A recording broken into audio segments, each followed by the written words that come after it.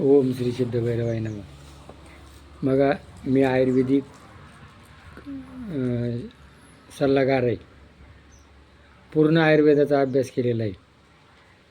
आणि या जगामध्ये धन्वंतरी म्हणजे 18,000 वनस्पती, त्याचे 6 रस आहे, त्याचं कार्यचार आहे, सगळे औषधं आहेत.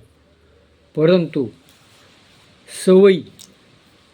सवयीला काही औषध नाही. मग सवयी जरा जी असती ती काय करावं लागते, बदलावं लागते. आणि काय लोक म्हणतात बा मी दारू पितो त्याला औषध. आता दारू कोण पितं? तो. आणि मग ती सोडायची कोणा? त्यांना. तंबाखू, इडी, सिगरेट, काय सवय असतील ती. माणसाला कोणतीही गोष्टीची सवयी संगतीनं लागती किंवा ती तात्पुरती करतो, नंतर ती सवय लागल्यानंतर त्याला त्याशिवाय राहत नाही. आणि मग ती सवयी कोणची गोष्ट त्याला बाधक होती. आणि मग ती सवय सोडायची कोणा? स्वतः सोडायची. सवयीला काही औषध नाही. काय सवय ही आपण काय?